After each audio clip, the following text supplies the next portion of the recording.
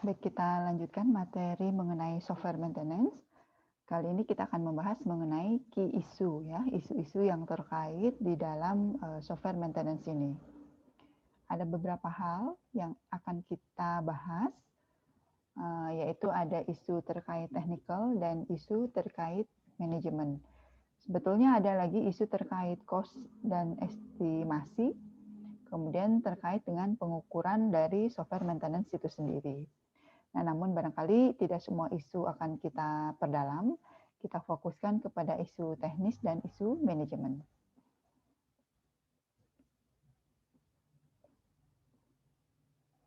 Nah, di sini kita pahami bersama bahwa software maintenance ini provide unique technical and management problem ya for software engineers. Jadi setelah kita lihat sebetulnya kegiatan software maintenance itu tidak berbeda dengan software development, tetapi ada kekhasannya, ada unique technical. Dan unique technical itu tentu saja berdampak pada unique management ya. Sehingga memang problem di technical dan manajemen terkait maintenance ini merupakan hal yang harus kita simak lebih seksama. Kita bayangkan ya, tadi kalau kita berhadapan dengan software yang sudah ada, 500.000 line of code gitu ya, yang bukan bikinan kita ya, bukan bikinan kita sebagai maintainer, tetapi bikinan para developer yang barangkali kita tidak kenal mereka siapa. Bisa kita bayangkan dari line of code yang sebanyak itu kita harus menemukan defect ya, itu merupakan hal yang luar biasa bagi seorang maintainer.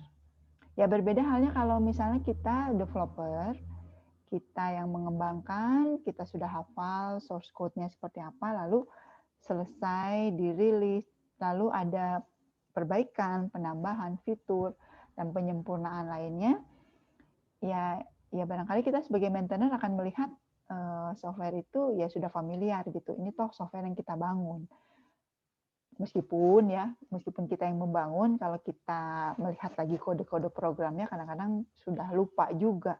Apalagi kalau software ini yang membangunnya adalah developer ya, bukan kita. Jadi ya kadang-kadang untuk memahami software developer line of code itu ya merupakan pekerjaan yang sangat melelahkan gitu ya.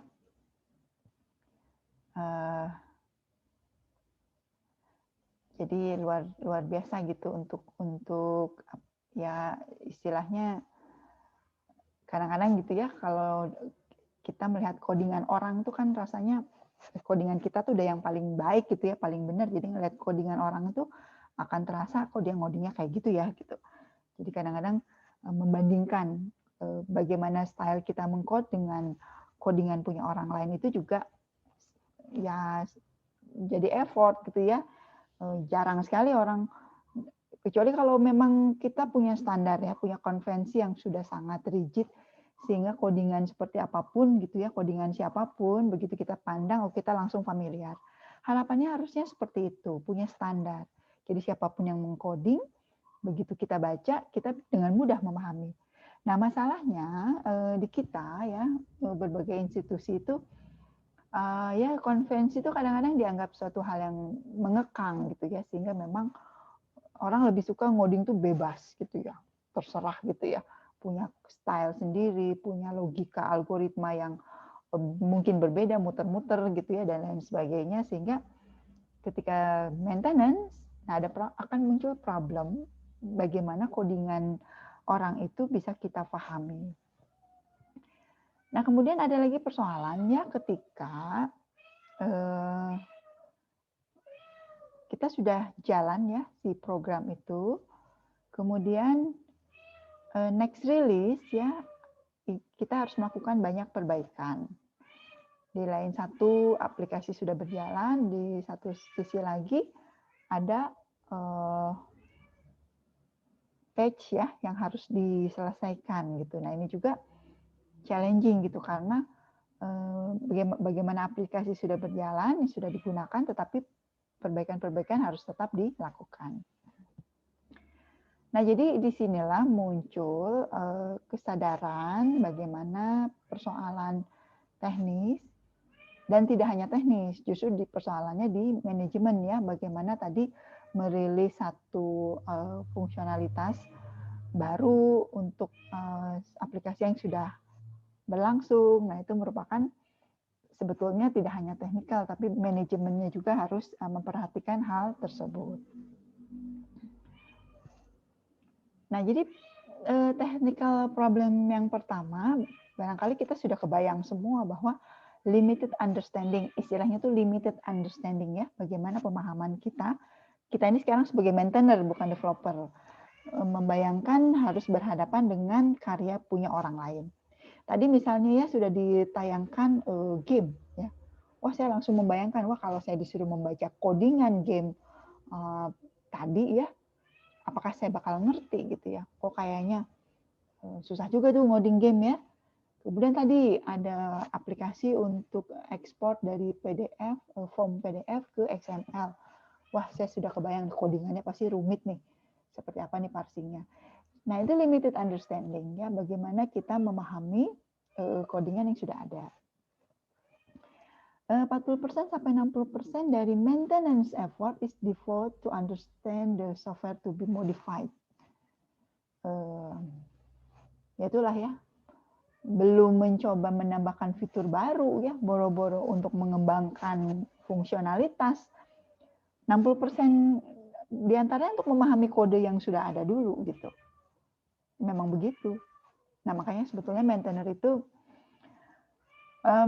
enaknya sih untuk memaintain software yang memang dibangun gitu ya. Jadi memang punya kita, lalu kita maintain terus-menerus sampai umurnya minimal 5 tahun, 10 tahun gitu ya. Jadi lebih nyaman karena persoalan limited understanding ini bisa diminimalisir. Nah, jadi ada istilahnya tuh program comprehension ya, is one of interest to maintainer. Jadi untuk mengatasi persoalan limited understanding ini, solusinya adalah program comprehension. Sebetulnya apa sih program comprehension ini? Ini adalah memahami program tidak sekedar codingannya gitu ya, teks kodenya gitu, tetapi juga memang memahami secara komprehensif. Jadi ketika kita membaca kode, ya tentu saja kita ngerti ya, oh ini untuk print line, oh ini lagi input, oh ini algoritma ini untuk memanggil metode yang mana. Tetapi kan kita nggak tahu itu sebetulnya lagi mengerjakan apa, untuk membuat apa. Sehingga memang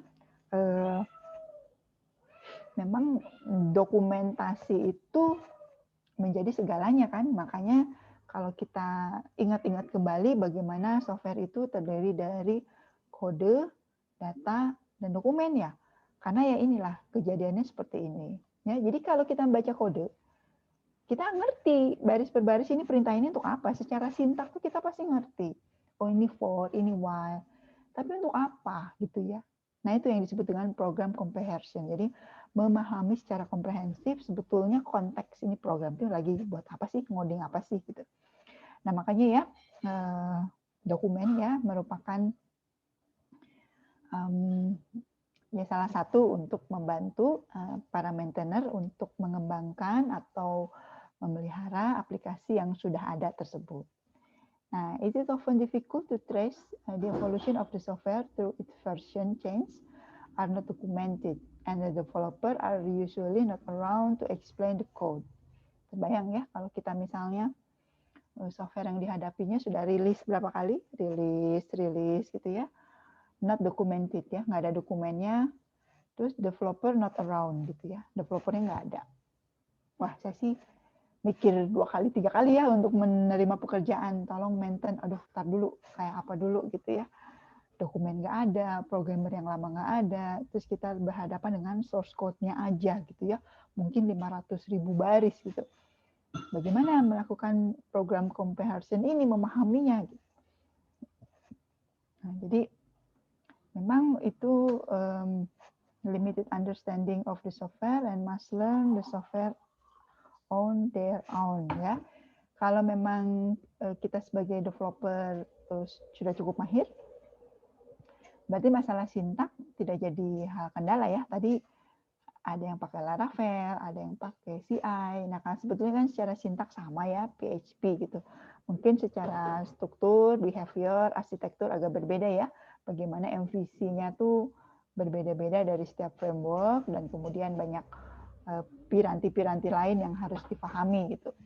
Nah, jadi kebayang. Jadi kalau dokumen nggak ada, developer nggak ada, ya memang akhirnya maintainer harus learn the software on their own gitu ya, benar-benar terjun langsung ke softwarenya. Kemudian technical problem berikutnya adalah testing ya. Ini kita lihat ya, the cost of repeating full testing on a major piece of software can be significant in terms of time and money. Ya, masih ingat kembali barangkali di pengujian ya, kalau kita ingin melakukan full testing, jadi testing yang lebih ya testing itu kan sebetulnya yang diuji itu kasus ujinya ya, dan setiap semakin banyak kasus uji semakin baguslah pengujiannya. Jadi kalau kita ingin melakukan semua fungsionalitas kita uji ya dengan berbagai kasus uji, nah itu tentu saja akan time and money gitu ya. Makanya dicari titik optimalnya supaya testingnya cukup, tetapi time and money-nya juga mencukupi ya. Nah ini ada istilah regression testing. Ini adalah the selective testing, retesting of a system or component to verify the modification have not caused unintended effect is important to maintain. Ya. Jadi ketika kita berhadapan dengan sistem yang sudah ada, kemudian kita menambahkan berbagai fitur, atau kalau memperbaiki sih cenderung ya memperbaiki juga sama ya, kita memperbaiki di codingan baris 1000, ternyata dia malah menyebabkan error di baris 3000 gitu ya. Itu juga maintenance yang korektif pun memiliki problem yang sama, karena setelah di maintain ya, diperbaiki atau ditambahkan fitur, kita harus tes ulang. Jadi repeating full testing gitu ya. Jadi dan semakin banyak kasus uji, semakin bagus juga kan. Nah ini repeating full testing itu kita bayangkan, kita hanya nambah satu fitur. Tapi fitur itu sebetulnya berkaitan erat dengan fitur lainnya. Sehingga kalau kita testing, pengennya kan di-repeat ya, memastikan fitur yang sebelumnya tidak menjadi rusak.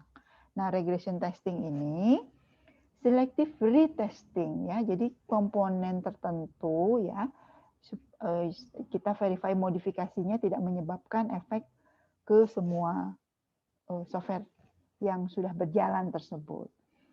Nah, jadi ini istilahnya itu regression testing ya.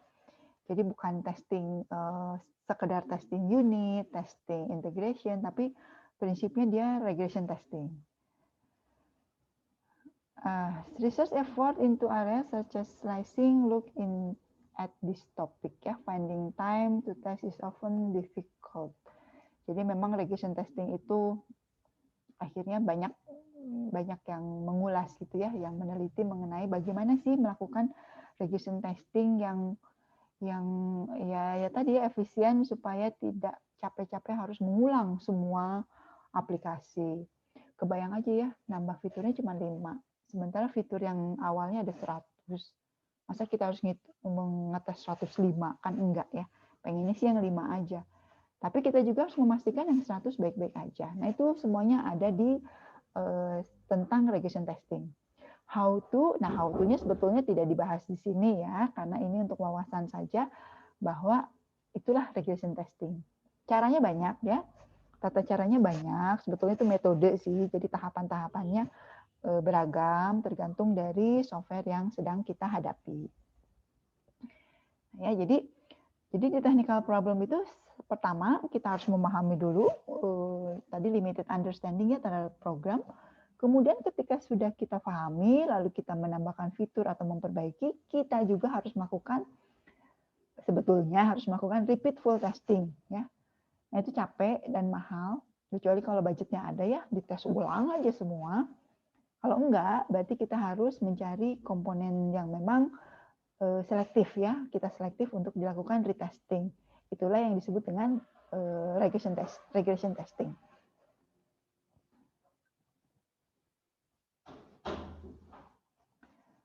Nah, ada persoalan impact analysis ya. Impact analysis ini memastikan ya bahwa kita melakukan maintenance, impact-nya apa ya? Impact itu tadi terhadap si software-nya. Nah, tentu saja ini sebetulnya ujung-ujungnya dari impact analysis itu keputusan ya. Apakah maintenance ini akan dilakukan apa enggak gitu ya? Apakah resikonya terlalu gede apa enggak gitu ya? Misalnya gini sih, saya ingin menyempurnakan sebuah fitur. Fiturnya udah jalan, tapi tidak efisien, misalnya lambat atau apa gitu ya. Kalau kita perbaiki, sebetulnya ada cara-cara tertentu, kita punya alternatif solusi, tapi kita harus lihat dulu impact analisisnya. Kalau dia beresiko malah merusak, ya biarin aja ya, meskipun tidak efisien, yang penting jalan gitu. Tapi kalau kita lihat, kalau sudah kita analisis, ternyata impact-nya kecil ya, dampak terhadap yang lainnya tidak terlalu signifikan, maka resikonya tuh menjadi kecil sehingga memang ya sudah kita lakukan. Jadi memang impact analysis itu kegiatan untuk memastikan resiko-resiko ketika kita menetapkan atau memutuskan untuk melakukan maintenance ya. Kurang lebih seperti itu. Kemudian technical problem yang berikutnya yang disebut dengan maintainability. Nah, maintainability itu bagian dari kualitas perangkat lunak. Ya, jadi yang belakangnya IT itu menunjukkan kualitas perangkat lunak. Maintainability artinya software kita mudah untuk di-maintain. Nah, jadi ini definisi dari IEEE 610.12 ya. Maintainability as the ease with which software can be maintained, enhanced, adapted, or corrected to satisfy specified requirement ya.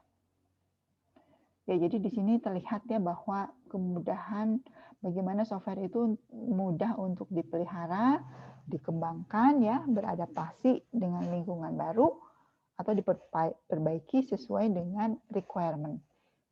Semakin dia mudah untuk di-maintain, semakin tinggi maintainability-nya. Nah, ISO dan IEC ya memastikan dan mensepakati bahwa maintainability ini adalah bagian dari quality ya, karakteristik quality. Ya, quality itu banyak banget, tidak hanya maintainability ya, usability, portability, dan lain sebagainya ya, itu juga bagian dari karakteristik kualitas sebuah software. Nah, menetapkan maintainability sebetulnya itu harus sejak awal pada saat software development ya. Nah, sebetulnya kalau kita membangun software dengan prinsip ingin mudah untuk di-maintain, sebetulnya ke depannya itu tentu saja akan mereduce life cycle cost ya. Ya, kalau sudah dipikirkan perawatannya pada saat harus dirawat, tentu saja tidak seberat kalau tidak pernah dirawat. Logikanya kan begitu ya, kalau kita menjaga kesehatan ketika kita memang harus sakit, itu akan lebih kuat ya dibandingkan sama sekali tidak pernah menjaga kesehatan. Ketika sakit ya pasti banyak yang harus diperbaiki atau diobati. Logikanya kurang lebih seperti itu ya. Jadi memang development itu seharusnya memikirkan maintenance gitu dari awal ya untuk mereduksi nanti maintenance-nya seperti apa. Ya, tapi kan kita juga sebagai manusia kadang-kadang kalau belum sakit sih ya udah kan nggak apa-apa, nggak sakit ini gitu ya. Jadi nggak menjaga hidupnya, tunggu sakit aja gitu ya. Pas sakit baru banyak sekali biaya yang harus dikeluarkan. Terbayang ya, analoginya sama ya. Nah, jadi seperti itulah maintainability itu Sebetulnya maintainability ini kalau kita tertib di requirement dan kemudian desain itu sesuai dengan requirement dan desain, kalau masih ingat ya bahwa desain itu sebetulnya menyajikan banyak alternatif solusi dan ketika kita tepat memilih solusi itu desainnya menjadi baik ya, jadi bagus sehingga pada saat konstruksi sesuai dengan pilihan solusi itu menjadi konstruksi yang efisien juga. Ya contohnya desain itu kan salah satunya algoritma ya. Saya melihat program orang gitu ya, melihat algoritmanya, ini jalan, program ini jalan. Tapi kok keriting ya, keriting itu maksudnya step-stepnya kok nggak sistematis sesuai dengan algoritma yang saya bayangkan. Solusi memang boleh banyak ya, kita boleh punya banyak cara ya, algoritma tuh bisa berjuta-juta ragamnya, tetapi kalau yang tepat ya itu pasti akan menghasilkan kode program yang efisien juga. Nah, kurang lebih seperti itu ya anak-anak ya. Contohnya query aja, query itu di join dulu apa di cross, di grup dulu apa di join. Nah, itu kan teori-teori itu sebetulnya sudah kita pelajari. Tujuannya sebetulnya untuk kualitas. Semua orang bisa melakukan query. Tapi query yang bagus seperti apa? Ya harus kita pelajari sendiri ya. Pelajari maksudnya di perkuliahan seperti kita ini. Ya, jadi maintainability itu tidak sekedar program, tapi mulai dari requirement, desain, dan konstruksi ya. Jadi sudah dijaga. Kira-kira seperti itu, ini mudah-mudahan dipahami bersama ya. Nah, terkait dengan technical problem di bagian manajemen ya, ada yang disebut dengan alignment with organizational issue. Apakah itu? Ya, sebetulnya investasi untuk maintenance itu belum banyak orang merasa penting ya. Jadi not clear with maintenance. Jadi memang there is a constant struggle to obtain resources. Ya, jadi memang ya tarik-tarikan ya istilahnya. Ini biaya maintenance, ini biaya development, kemudian ya kalau misalnya budgetnya terbatas dan lain sebagainya itu memang akhirnya maintenance menjadi nanti aja deh gitu ya. Ya sama lah seperti kita misalnya waktu terbatas nih. Padahal harusnya kita kan hidup sehat, jaga hidup sehat ya harusnya olahraga. Lari 3 minggu sekali lah. Atau makan ya, makan juga harusnya makanan sehat kan. Tapi kalau makan sehat itu agak mahal nih, ya udahlah makan mie instan lagi gitu ya, mie instan lagi. Nggak apa-apa lah kan kuat, sehat gitu. Nah kira-kira seperti itu. Jadi kita tidak menginvestasikan waktu dan biaya untuk maintenance. Ini memang secara organisasi saya melihat lack of investment ya. Jadi memang kesadaran untuk mau melakukan investasi di maintenance itu masih dianggapnya maintenance tuh kalau mahal tuh ya kok mahal ya gitu. Jadi nggak usah lah gitu. Kira-kira seperti itu. Nah itu persoalan di manajemen. Jadi manajemen itu seharusnya memang didesak ya agar mereka sudah menyadari pentingnya pemeliharaan. Maksud manajemen di dunia software ya, kalau misalnya di kampus, ini bagian manajemen yang terkait dengan software, barangkali harus berjuang keras ya, mengajukan pendanaan untuk maintenance gitu ya, jangan sampai nggak ada gitu ya, jadi softwarenya selesai, dioperasikan aja, dan menganggap pengembang itu bertanggung jawab terhadap software yang sedang berlangsung dan dia juga harus mengembangkan. Nah, tapi kan kalau kita memanggil maintainer untuk mengawal ya atau membantu pengembang menambahkan fitur baru atau melakukan testing ya, regression testing, dianggapnya yaitu resource ngabisin resource gitu ya, budget lagi ya. Kira-kira seperti itu. Jadi ini manajemen, bukan secara teknis, tapi persoalan dari sisi manajemen. Nah, staffing juga ada persoalannya. Staffing itu bagaimana menetapkan personil.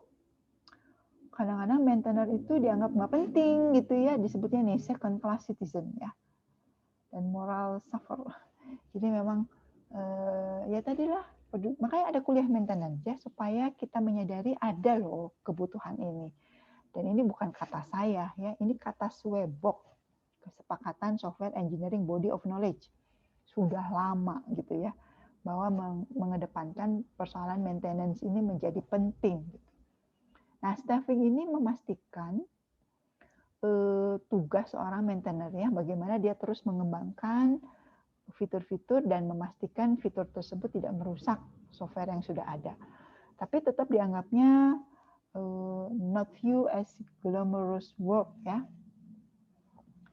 Nah, mungkin sebetulnya ini survei dulu ya, mudah-mudahan sih kalau dengan kesini dengan kalau dulu tuh kan bikin software kadang-kadang life cycle-nya sebentar ya. Jadi hidup software itu selesai, ganti yang baru, develop lagi baru, selesai, develop baru. Nah, kalau sekarang kan nggak gitu. Kita zamannya sudah software itu kan settle ya, harus terus ada. Semua tergantung pada software. Jadi ketika software itu sudah digunakan, ya harapannya terus bisa dikembangkan tanpa harus bikin baru gitu ya.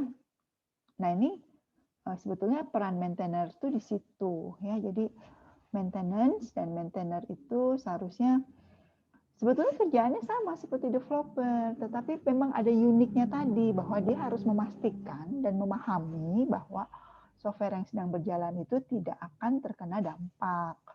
Dan juga ketika dia rilis satu fitur, dia juga harus melakukan retesting lagi agar supaya semuanya berlangsung secara baik. Nah, jadi memang ini udah lama ya, ini hampir 30 tahun yang lalu bahwa dulu itu ya staffing related problem tuh ya staffing itu ya tadi ya menganggap maintenance itu nggak penting. Nah, kalau sekarang masih seperti itu berarti kita masih belum ada kemajuan ya terhadap kesepakatan di yang sudah dituliskan dalam Swedbook ini ya, ini tahun 90-an akhir gitu ya, 2000 awal ini. Kemudian ada juga persoalan proses isu ya. Maintenance requires several activities that are not found in software development. Misalnya helpdesk support ya. Jadi di maintenance itu kan aktivitinya mirip dengan development, sama aja. Tapi ada satu aktivitas yang kalau di IEEE itu ada klasifikasi dan identifikasi ya, itu satu pekerjaan sendiri. Kemudian ketika selesai, seharusnya ada help desk. Karena kalau ada fitur baru, itu kan harus diperkenalkan. Jangan kayak ini ya, fitur baru terus kita nggak ngeh, kok jadi kayak gini caranya ya? Kalau di sosmed sih, kalau ada fitur baru, kita biasanya, kalau sosmed yang bagus gitu ya, kayak Facebook itu kan dia mau ganti fitur, dia ngomong-ngomong kan ke usernya, ada pemberitahuan, kemudian boleh milih mau pakai yang UI baru apa tetap yang lama. Ada fitur baru juga biasanya di announce, di launching ya, bagaimana dia connect dengan Instagram tuh diinformasikan. Jadi nggak terkaget-kaget. Nah itu sebetulnya yang menyiapkan tuh helpdesk support-nya ya. Itu penting sekali. Sebetulnya di development juga helpdesk itu penting gitu ya. Tapi kalau di maintenance dia lebih penting lagi agar supaya user itu tidak ruas gitu ya. Loh kok jadi gini caranya? Oh banyak ya kasus-kasus sehari-hari aja yang kita temui. Kenapa tampilannya jadi kayak gini? Saya gimana caranya mau masuk e-learning? Saya nggak tahu ini kenapa jadi kayak gini. Nah itu sebetulnya helpdesk-nya yang kerja keras untuk menjelaskan. Ya gara-gara ada perubahan fitur, gara-gara ada penambahan fitur yang diaktifkan, banyak perubahan yang dirasakan, nah itu harus dijelaskan. Nah, jadi manajemen harus melihat bahwa perubahan ini jangan biarin aja user nanti nyadar sendiri atau bisa sendiri. Sebenarnya nggak gitu caranya ya, user itu kan sebetulnya harus diperlakukan seperti raja gitu. Harusnya ada yang menginformasikan dan tentu saja kalau di dalam manajemen ini menjadi budget ya, ada budget pihak-pihak sebagai helpdesk support ini. Nah, persoalan lain di dunia manajemen maintenance ada yang disebut organizational aspect of maintenance ya.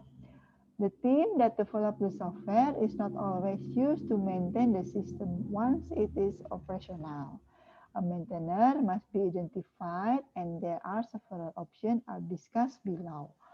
Jadi ini kasusnya kalau kita umumnya ya developer itu nanti nggak selalu menjadi maintainer. Nah itu persoalannya ya. Sehingga memang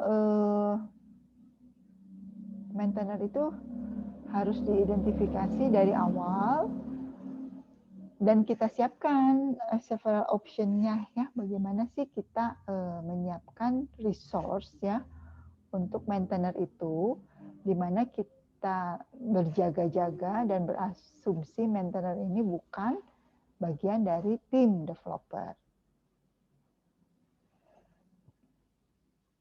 Nah, jadi ada istilah maintainer ya. Jadi organizational aspect of maintenance, si maintainer ini separate team ya. Jadi yang di-hire untuk memastikan sistem berjalan dengan baik saja dan perubahan tetap bisa dilangsungkan. Nah, jadi kita siapkan separate team antara developer dengan maintainer. Nah, tentu saja kalau format yang seperti ini, there are many pros and cons to having the original developer or a separate team maintenance the software ya. Jadi pilihannya mau gimana?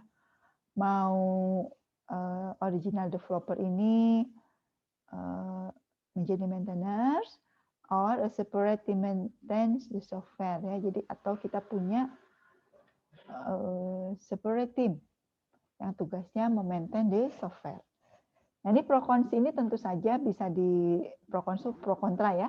Jadi kelebihan dan kekurangannya. Kalau kita pakai original developer seperti apa, kalau kita mengambil tim dari luar seperti apa, bagaimana nanti. Ini katanya case base ya, case by case basis. Jadi tidak bisa kita generik, kita mengambil kesimpulan secara umum. Ini tergantung sekali dari jenis software dan tentu saja dari kasus-kasusnya ya. Itulah yang decision bagaimana memilah atau memilih ya cara kerja kita di manajemen, mau ada maintainer atau bagian dari tim. Nah, ini ada cara lagi ya, ada outsourcing. Kalau outsourcing ini benar-benar mengambil dari luar gitu ya, luar dari tim, luar organisasi. Jadi outsourcing of maintenance has become a major industry. Large corporations are outsourcing entire operation, including software maintenance. More often, outsourcing is done for peripheral software, as companies are unwilling to release the software used in its core business. One of the major challenges is for the outsourced maintenance company to determine the scope of the effort. Outsourcing companies typically spend a number of months assessing the software before it will accept a contract. Another challenge is the transition of the software to outsourced company. Jadi kalau kita sebagai organisasi ya, sebagai manajemen melihat ya udah kita nggak punya orang, udah outsource aja deh gitu ya. Daripada kita bikin tim, internal tim, outsource aja. Dan outsource itu sebetulnya udah banyak ya. Jadi outsource maintenance company. Nah, itu sebetulnya bisa kita membuat company yang memang ingin tugasnya melakukan outsource. Sehingga para organisasi itu tidak perlu membayar mahal atau mengkontrak internal tim, tetapi lebih baik mengoutsource ke maintenance company ya. Tapi memang perlu waktu ya, spend a number of months assessing the software before it accept a contract. Kebayang nggak sih? Jadi belum kerja aja, belum mulai kontrak aja dia harus sudah melihat softwarenya kayak apa, terus memastikan ambil enggak gitu ya. Nah, kemudian persoalan berikutnya adalah software itu kan di user ya. Gimana caranya supaya bisa nyampe di outsource company, bisa disesuaikan dengan entah fitur yang mau ditambahkan atau korektif atau apapun. Sementara kan si software itu kalau source code itu kan aset organisasi. Kalau saya sebagai pemilik organisasi lalu ingin software saya di-maintain, lalu saya minta outsource, saya kan harus ngasihin source code saya. Itu jadi isu gitu ya, karena wah dikasihin source code-nya, nanti kalau dia si company itu kumpulkan, company itu create ulang, kok kayak rugi ya gitu ya. Sebagai organisasi saya mikir-mikir gitu ya, oh kayaknya nggak enak banget. Nah kurang lebih seperti itu ya. Jadi bisa saja kita meng-hire maintainer sebagai internal team, bisa juga ya udah outsource aja ke maintenance company. Nah secara organizational structure ya,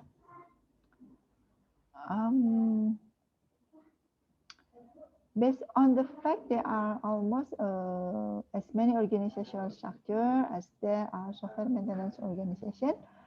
An organizational structure for maintenance is best developed on a case-by-case basis. Ya, jadi memang susah tuh kalau di struktur organisasi ya, maintenance itu kalau mau dimasukkan ke dalam struktur nanti di mana gitu ya. Jadi memang tergantung dari case by case, tergantung organisasinya. Di kampus sendiri ya digabung ya developer dengan maintainers itu jadi satu unit pengelola ya. Itu ya memang tergantung dari organisasinya mau seperti apa. What is important is the delegation or designation of maintenance responsibility to a group ya, regardless of the organizational structure. Jadi memang nggak ada di struktur organisasi ya kabit pemeliharaan.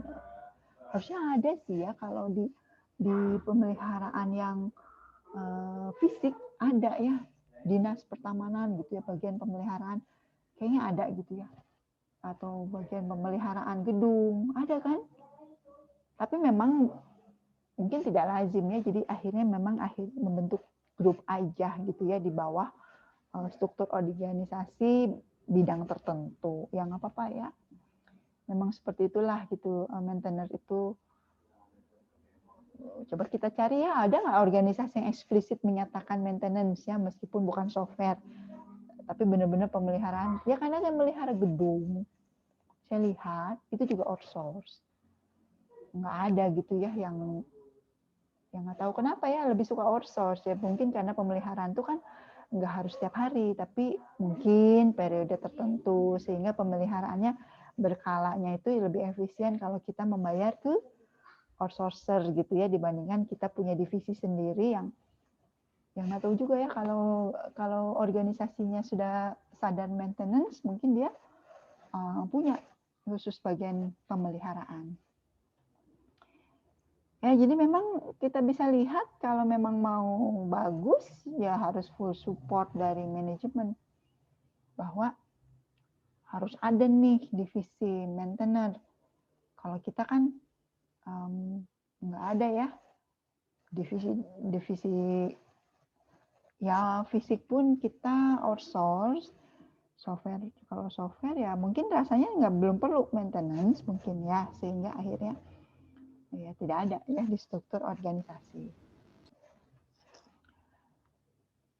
Nah, berikutnya tentang maintenance cost dan maintenance cost estimasi ya.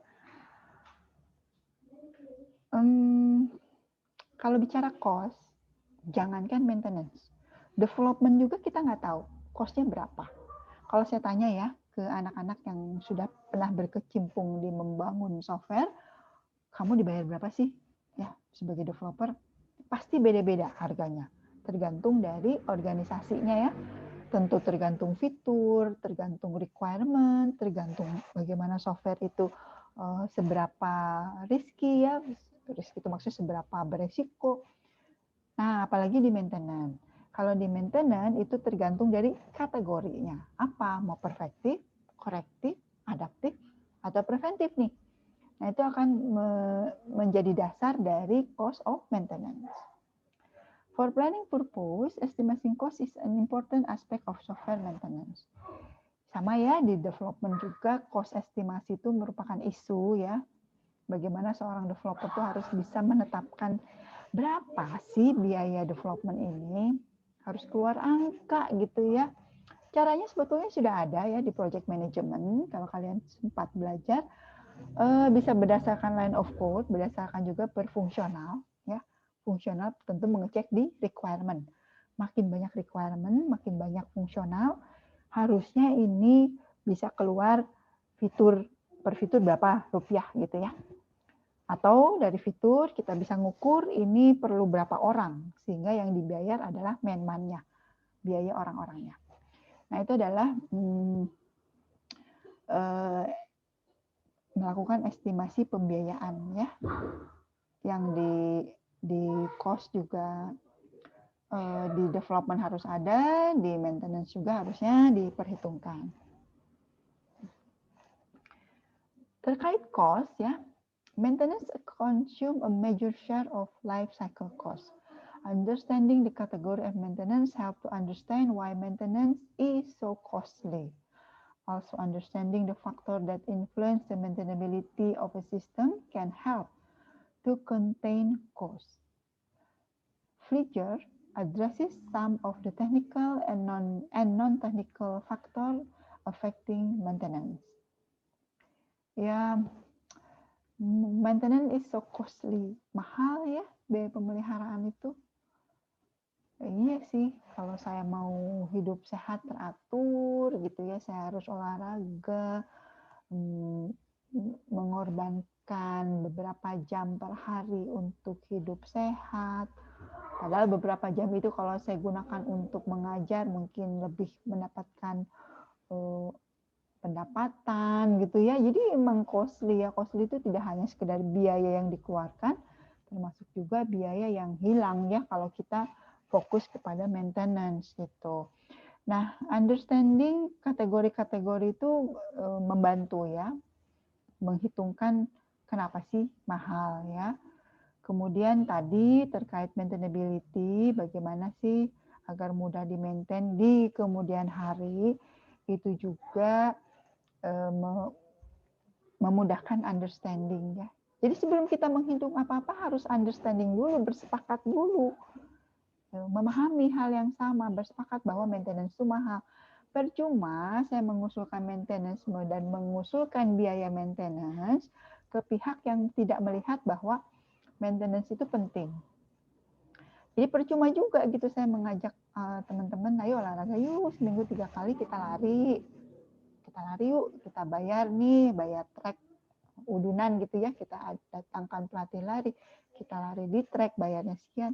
Mereka nggak akan mau gitu ya, karena orang-orang yang tidak tertarik untuk ada saya sehat baik-baik aja tuh, saya nggak perlu menabung untuk hidup sehat atau mengeluarkan biaya untuk pemeliharaan hidup ya, baru hidup itu ya, itu percuma. Jadi understanding-nya dulu yang harus kita samakan. Sama kalian juga ya, apakah sudah merasakan pentingnya maintenance atau enggak usah dipikirin, yang penting develop. Nah itu ya sepanjang kuliah ini kita diskusi gitu ya, kenapa merasa penting di maintenance ini. Nah, jadi ada technical dan ada non-technical faktor ya, bagaimana efek di maintenance cost itu. Impact analysis identify all system and system product affected by a change request and develop an estimate of the resources needed to accomplish the change ya. Jadi memang impact analysis itu tujuannya memastikan request itu seberapa berdampak sehingga kita bisa memperkirakan change ya, biaya change itu membutuhkan resource berapa.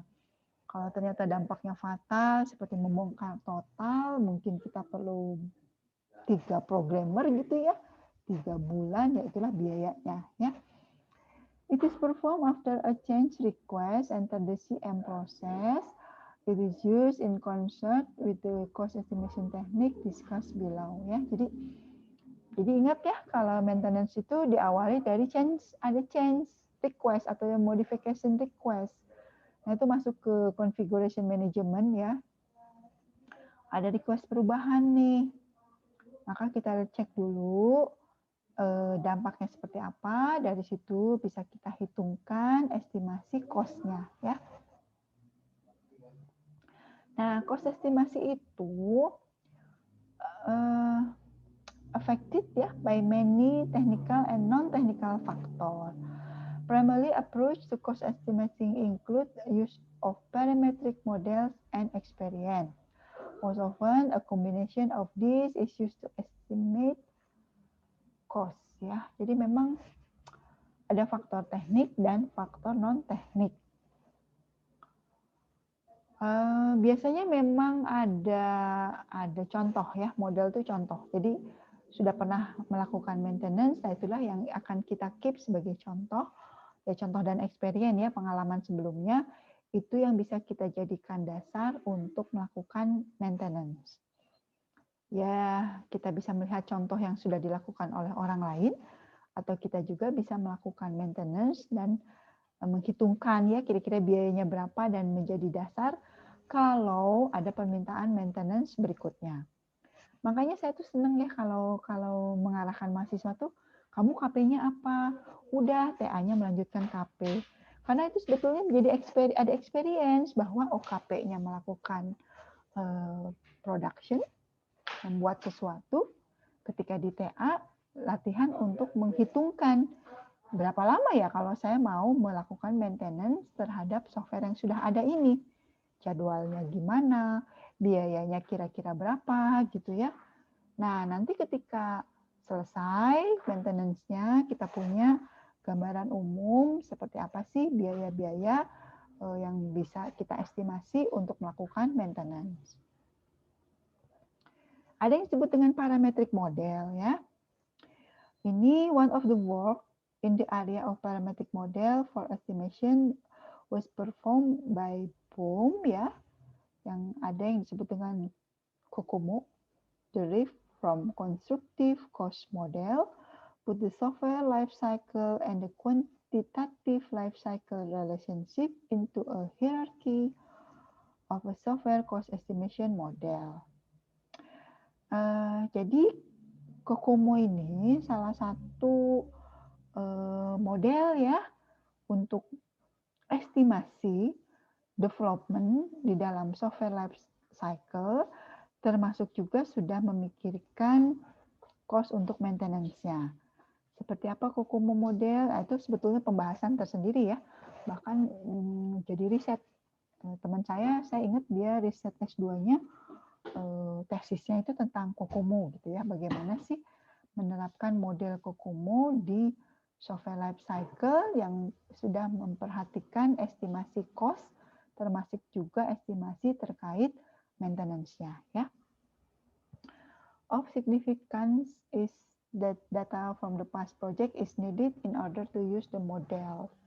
Ya begitulah ya kalau di dunia software development ini, di project sebelumnya itu menjadi bahan dasar untuk perbaikan atau input dari estimasi ke project berikutnya gitu ya. Jadi makanya kalau software engineering itu sifatnya best practice. Jadi memang berdasarkan pengalaman-pengalaman terbaik sebelum-sebelumnya. Jadi nggak ada teori-teori yang seperti teori di bidang sains ya, teori-teori yang menghitungkan rumus dan lain sebagainya. Nggak seperti itu. Software engineering itu sifatnya best practice. Jadi berdasarkan pengalaman-pengalaman yang sudah ada, dirangkum, dapatlah model, contoh, menjadi model proses, menjadi metode, ya pada akhirnya menjadi teknik, dan itulah yang diterapkan untuk software development life cycle di project yang lainnya. Nah ini ya, jadi kalau di masalah estimasi, sudah ada beberapa model untuk menghitungkan dan kita tidak akan sampai ke sana ya, tidak menghitungkan biaya karena tentang cost ini memang tidak mudah ya, tidak mudah melakukan estimasi pembiayaan baik terkait development, apalagi development yang sudah mempertimbangkan atau memikirkan maintenance. Kalau yang tertarik, yang ingin mempelajari software engineering, pemeliharaan, tapi bukan ke core ngodingnya, ya salah satunya si COCOMO ini. Mempelajari COCOMO, banyak banget riset terkait COCOMO ya, silakan dipelajari model untuk constructive cost. Penting juga sih Karena sampai sekarang, saya kalau ada permintaan bikin software, selalu ditanya berapa biayanya. Aduh, saya menghitungkannya ya berdasarkan pengalaman sebelumnya aja. Kalau bikin fungsionalitas seperti ini, ada 10 fitur nih. 10 fitur ini cukup kompleks. Saya perlu programmer tuh sekitar 2 orang. Ya saya hitung dari rate programmernya keluarlah angka. Seperti itu aja ya. Nah, mungkin ada cara-cara lain untuk mengestimasi cost sehingga memang mendekati dengan kebutuhan yang sesungguhnya di lapangan. Nah, experience ini ya tadi ya menjadi dasar dari parametric model. Ya mungkin ini sekilas saja ya bahwa clearly the best approach to maintain estimation is to use empirical data and experience. Ya, jadi kita harus menggali, mencari informasi ya secara empiris, jadi berdasarkan data, gimana sih pengalaman-pengalaman sebelumnya terkait dengan pemeliharaan ini.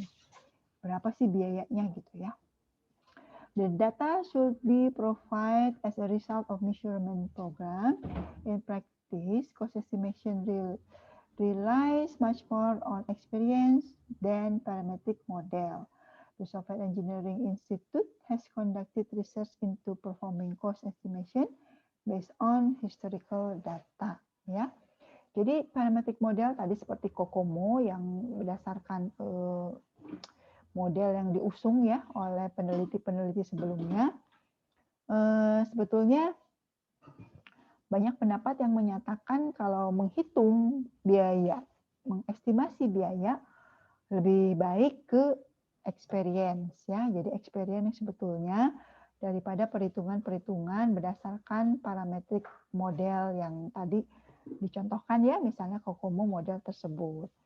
Bahkan Software Engineering Institute itu memang ada bagian yang khusus research ya terkait dengan estimasi biaya based on data historis ya, data yang sebelumnya. Jadi sangat penting kita mencari data atau ya meneliti berdasarkan data ya. Bagaimana sih sebetulnya biaya-biaya untuk software development dan maintenance software. Nah, itu yang disebut dengan experience ya. Jadi experience nggak harus experience kita, experience dari peneliti sebelumnya atau developer atau maintainer sebelumnya.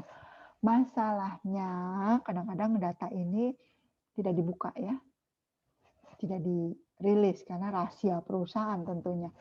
Sehingga Software Engineering Institute ini sebuah badan yang memang mengumpulkan berbagai data yang bisa kita eksplor dan kita bisa gunakan untuk menghitung estimasi pembiayaan. Nah, selain estimasi cost ya, biaya, ada juga pengukuran. Jadi kalau orang dengar mengukur itu apa sih? Itu ada juga di software engineering ya, bahwa measurement ini bagian di Swebbook ini bagian bab penting ya. Bagaimana kita mengukur software dan bagaimana mengukur software maintenance ya. Nah, ini kita bisa lihat ya. Practical Software System Measurement atau PSM ini ada di www.psmsc.com ya. Ini bagaimana sih melakukan measurement terhadap software ya. Dan kalau software itu include dengan maintenance-nya ya. Software measure are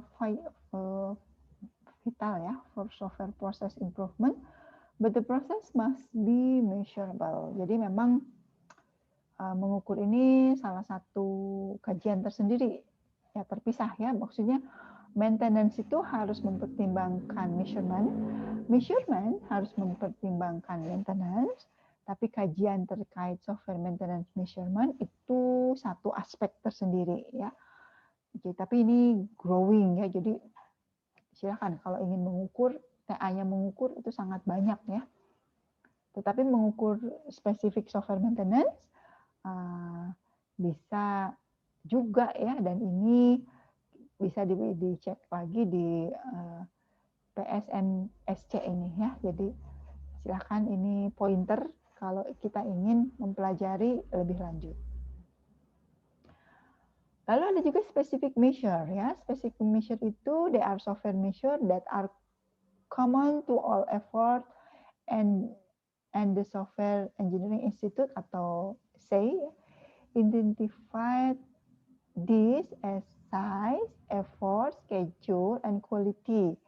Those are a good starting point for a maintainer. Now, Tekang and Grab group software measure into areas of size, complexity, quality, understandability, maintainability, and cost estimation. Nah, jadi bagaimana sih mengukur secara spesifik beban ya atau software maintenance ini? Caranya adalah ya ada beberapa arahan saja ya bahwa size ya ukuran dari softwarenya sekompleks apakah gitu ya. Kemudian effort, usaha yang harus kita persiapkan, schedule, jadwalnya. Kalau diminta cepat ya tentu saja kita harus banyak resource dan harus memakan biaya yang sangat tinggi. Tapi kalau schedule-nya itu loosely ya, jadi santai ya, pokoknya mengawal terus operasional dan penambahan fitur, barangkali berbeda. Dan quality-nya ya. Kalau memang harus dijamin kualitas, ya ngukurnya juga harus lebih kompleks ya. Nah, jadi guidance lain atau arahan lain selain dari Software Engineering Institute ini, selain size, complexity ya, complexity dengan effort kait erat ya, semakin kompleks effortnya semakin tinggi. Quality, kualitas. Nah, ada understandability dan maintainability and cost estimation. Jadi seorang maintainer ketika melakukan pengukuran, maka dia harus memperlihatkan size ya, seberapa besar sih software ini, seberapa kompleks ya, dan seberapa quality yang dijaganya, yang dijaminnya, dan seberapa mudah untuk di-understand ya. Si software ini gampang banget nggak kita pahami nih, kalau nggak ngerti-ngerti, pusing, rumit. Understandability-nya berarti rendah ya, dan maintainability-nya mungkin rendah juga. Nah itu yang sehingga cost estimasinya bisa kita tetapkan kelihatannya mahal gitu ya. Itu menjadi pertimbangan seorang maintainer untuk melakukan risk base ya, menganalisis jadi nggak nih maintenance kok kayaknya effortnya gede banget gitu ya, terlalu beresiko. Nah ini guidance-nya ya. Jadi lihatlah size-nya, kompleksitinya, quality-nya. Software ini bagus banget nih kualitasnya. Kalau kita memaintain, kita harus mempertahankan kualitas itu. Kebalikannya, software ini kok acak-acakannya, acak-adit gini sih, nggak enak banget ngelihatnya, nggak enak banget cara menggunakannya. Itu juga bumerang ya. Ketika kita memaintain, kita akan berhadapan dengan kalau halaman mah ya rumputnya udah tinggi banget gitu ya, acak-acakan ini gimana sih? Effortnya akan besar juga ya. Jadi rendah quality, kita akan berhadapan dengan software yang susah dimengerti. Quality-nya tinggi, kita juga akan berhadapan dengan challenge, tantangan. Software yang kita maintain harus tetap kualitasnya seperti itu. Wah, harus mahal ini mah, gitu ya. Kira-kira seperti itu. Ya, jadi measurement tuh banyak ya yang harus dipersiapkan, termasuk juga dengan dokumentasinya. Nah, karena kita nggak ke situ, meskipun menarik ya, ada mahasiswa datang ke saya, Bu, saya pengen ngukur. Ngukur software yang udah ada. Aduh, pintu masuknya dari mana ya? Sebetulnya bisa dari software maintenance measurement ini. Tapi pengukuran itu memang ilmu yang generik ya, dari setiap orang juga mengklaim melakukan pengukuran gitu. Dan pintunya kalau dari maintenance, maka software maintenance measurement. Nah ini hal-hal yang harus diperhatikannya, sangat kompleks. Kalau ada yang tertarik, boleh dijadikan tugas akhir ya, bagaimana melakukan pengukuran terhadap software maintenance. Dan apa saja dokumen yang harus dipersiapkan. Saya tidak akan jelaskan detail ya, karena kita tidak akan ke sana. untuk perkuliahan ini. Oke? Nah, ya, jadi yang difokuskan di hari ini lebih ke technical dan manajemen. Understanding-nya yang harus kita dapatkan. Jadi kalian harus mudah-mudahan sih tidak sekedar di atas kertas membaca bahwa oh iya ini ada technical problem nih dan ada managerial problem. Tapi understanding-nya, pemahamannya bahwa aku setuju maintenance itu harus dan gak gampang dan costly gitu ya.